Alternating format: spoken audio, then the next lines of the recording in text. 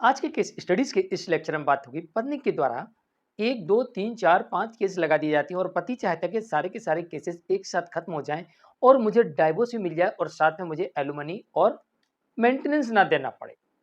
तो चलिए आज के इस स्टडीज के इस लेक्चर में आपके समक्ष एक जजमेंट रखेंगे और इस जजमेंट के माध्यम से कुछ पॉइंट मैं आपको बताऊंगा जिनके आधार पर ऐसा हो सकता है कि आपको एलुमनी मेंटेनेंस कुछ ना देना पड़े और सारे केसेस भी कोर्ट रिजेक्ट कर दे या फिर आपसी सहमति से सारे मामलों को आप निपटा सकते हैं। और कभी-कभी ऐसा होता है कि इस आपसी सहमति में भी आपको एक पैसा नहीं देना पड़ता। फ्री में, बिना पैसे दिए, बिना मेंटेनेंस के, बिना एलुमनी के डिवोर्स ही मिलता है और ये सारे केसेस भी डिसमिस होते हैं। तो चलिए आज के इस स्टडीज के इस लेक्चर में आपको डिटेल में बताएंगे इस जजमेंट के माध्यम से। जय जिनेंद्र, मैं मुकेश जैन।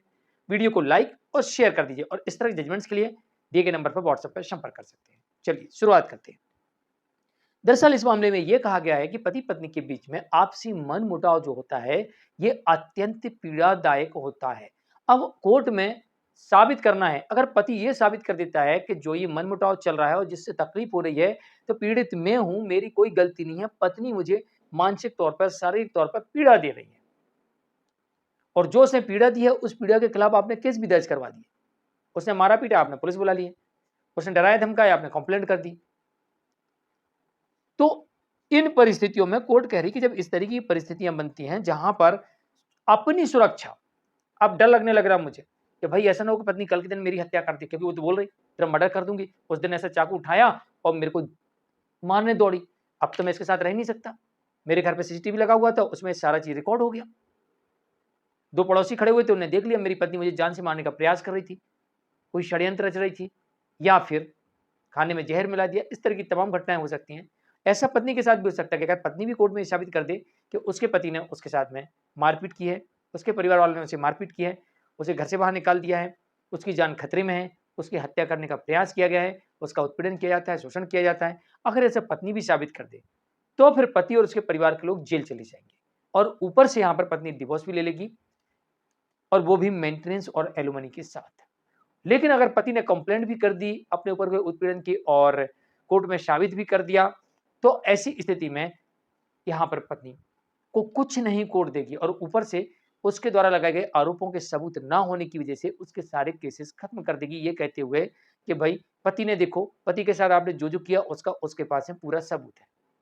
दूसरी बात, उसने आपके खिलाफ कंप्लेंट की और आपके ऊपर केस भी चल रहा है। तीसरी बात, आप जितने भी आरोप लगा रही हैं एक भी आरोप आप साबित नहीं कर पा रही हैं। तो ऐसे में उम्मीद होती है कि पत्नी के द्वारा लगाए गए कोई भी केस ना टिके। लेकिन इसमें सबसे बड़ी वजह बनती है कि जब पत्नी को ऐसे लगता है कि उसको उसके परिवार के लोग इस केस में फंस रहे हैं, तो फिर ऐसी स्थिति में आपसी सहमति से, और जब आपसी सहमति से मैच्योर डिवोर्स पे जाते हैं तो पति अपनी टर्म कंडीशन लगा देता है, मैं कुछ दूंगा नहीं तो मैं अपना केस वापस लूंगा, और यहाँ पर पति अपना केस वापस ले लेता है और वहां मैच्योर डाइवोर्स हो जाता है, वो भी बिना किसी लेन देन की। और जितने केस पत्नी ने किए वो अपने वापस ले लेती है, क्योंकि मैच्योर डिवोर्स में यही होता है, दोनों पक्ष आपसी में बैठ जाते हैं और फिक्स कर लेते हैं कि भाई अपने अपने केस वापस ले लो, जो भी लेन देन करना है उसको कर लेते हैं और मामले को वहीं पर खत्म करने का प्रयास किया जाता है।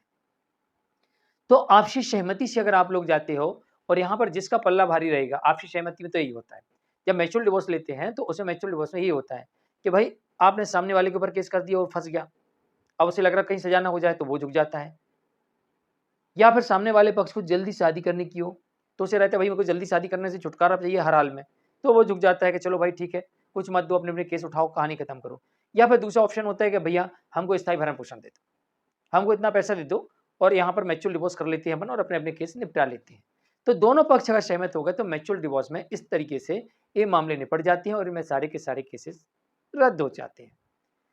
और कोर्ट ये कहती है कि देखिए इतने दिनों से आप लोग अलग रह रहे हैं, आपने इतने सारे केसेस करके रखे हुए हैं, तो अब ऐसा लगता है कि आप दोनों के बीच में साथ रहना मुश्किल है और एक दूसरे को बता रहा है कि भाई मेरे को, मेरी जान संकट में है, ये मेरी हत्या कर देगा, मैं इसके साथ तो रह ही नहीं सकता, मैं तो इसके साथ रह ही नहीं सकती। ऐसे एक दूसरे के ऊपर आरोप लगा रहा है कि हमारी हत्या तक कर सकते हैं लोग। तो अब आशंका है, इधर पति को भी है उधर पत्नी को भी है, तो कोर्ट ये भी देखती है भाई आशंका है तो ठीक है डिवोर्स ही दे दो। तो इस मामले में यही बताया गया है कि भाई लगातार मनमुटाव के कारण एक पक्ष दूसरे पक्ष को पीड़ा देता है, ताड़ना देता है, परेशान करता है, उत्पीड़न करता है और उसे ऐसा लगता है कि भैया अब तो ये मेरी हत्या ही कर देगा, मेरा जीवन संकट में है। तो फिर कोर्ट कह रही कि अगर ऐसी ऐसी आशंका उत्पन्न हो जाती है तो ये क्रूरता का काम करेगी और ये क्रूरल्टी मानी जाएगी और इसके आधार पर कंठस्थ डिवोर्स भी हो सकता है और म्यूचुअल डिवोर्स भी हो सकता है। तो यहाँ पर कोर्ट ने कहा कि डिवोर्स का आधार है और यहाँ पर कंठस्थ डाइवोर्स कोर्ट ने दे दिया। ये भी कोर्ट ने कहा कि भाई डिवोर्स देते समय इन बातों का ध्यान रखा जाए कि उनका सामाजिक स्तर क्या है, उनका सामाजिक स्तर क्या है, उनकी शैक्षणिक योग्यता क्या है, ये भी देखा जाए कि भाई पढ़े लिखे हैं कि अनपढ़ हैं। ऐसा तो नहीं कि किसी ने भड़का दिया हो, तो उनको समझा लो, बुझा लो, अभी तो मौका है और ना करो डिवोर्स, ना हो इतने सारे केसेस। और ये तो पढ़े लिखे हैं, इनको समझाने की क्या ज़रूरत है? इनको 2 लाइन बता दो, समझ में आए तो ठीक, ना आए तो ठीक, क्योंकि ये तो पढ़े लिखे हैं, दूसरों को समझाने वाले लोग हैं। तो उनकी शैक्षणिक योग्यता क्या है? समाज में क्या उनका है? ये भी कोर्ट देखती है कि भाई समाज में लड़ना, झगड़ना, किसी से ना बना के रखना, रंगदारी दिखाना या फिर सब समाज के बीच में उठना, बैठना, सबसे अच्छा व्यवहार रखना, मान प्रतिष्ठा वाले लोग होना। तो ये इनका सामाजिक स्तर क्या है और साथ में इनकी शैक्षणिक योग्यता क्या है? इसके बारे में भी कोर्ट कह रही है कि इनको भी देखा जाए और इतना ही नहीं, इनके साथ-साथ अब भाई जैसे पत्नी कह रही कि मुझे तो इतने पैसे दे दो, तो भाई इतने पैसे दे दो जैसे कंठस्थ के डिवोर्स में। अभी जैसे वो 12 करोड़ रुपए माँगे थे, एक बीएमडब्ल्यू कार और एक फ्लैट माँगा था, कोर्ट ने कहा ना, नहीं देंगे, नहीं दे सकते इतना। तो भाई इनका कोर्ट ने कहा कि इनका मूल्य इनके मतलब अब जो भरण-पोषण के लिए इनकी स्थिति क्या रहने वाली है, तो इनको कितना दिया जाए? भाई कितना दिया जाए? आपके माँगने से थोड़ी दे देंगे। आपको जीवन यापन के लिए चाहिए ना, वो हम देंगे, लेकिन कितना देंगे? सब कुछ देखने के बाद, ऐसे नहीं कि कुछ भी दे देंगे। तो कोर्ट यहाँ पे यही कह रही है कि दैनिक मूल्यों को देखने के बाद फिर कोर्ट आगे बढ़े। तो वास्तविक जीवन की परख के आधार पर निर्णय करना चाहिए, ऐसा कोर्ट ने कहा, क्योंकि मेंटल क्वालिटी को किसी भी पैरामीटर पर नहीं नापा जा सकता और फैमिली मैटर्स में सबसे बड़ी प्रॉब्लम्स आती है। तो यहाँ पर कोर्ट ने साफ तौर से स्पष्ट कर दिया कि भाई अगर आपके जीवन को आशंका महसूस होती है, आपको उससे डर लगता है कि मेरी हत्या तक कर सकता है, तो उस मामले में कंठस्थ डाइवोर्स भी हो सकता है और आपसी सहमति है म्यूचुअल डिवोर्स भी हो जाएगा।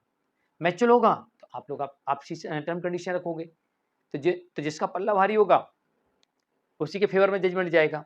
स्वाभाविक है, क्योंकि भाई आप कहोगे देखो भाई मैंने तुम्हारे पे केस कर दिया, अब तुम देख लो। तो स्वाभाविक है भाई, उसको लग रहा है कि मैं जेल ना चला जाऊँ, तो ठीक है भाई तेरा पल्ला भारी ले। अब आपसी सहमति से, लेकिन फिर भी कुछ होना ही चाहिए हमको। और जहाँ पर पत्नी ने केस करके रखा, तो पत्नी कहती ठीक है भाई, इतने पैसे दे रहे तो ठीक, नहीं तो हम तो केस लड़ ही रहे, जाओ जेल। अब पति कहता है जेल ना हो जाए, जेल ना हो जाए, जेल ना हो जाए, चल भाई देव कहानी खत्म करो। तो पल्ला जिसका भारी है, सहमति से उसके पक्ष में जाता है और सबूत जिसके पास ज़्यादा है, कंठस्थ केसेस उनके पक्ष में ज़्यादा जाते हैं।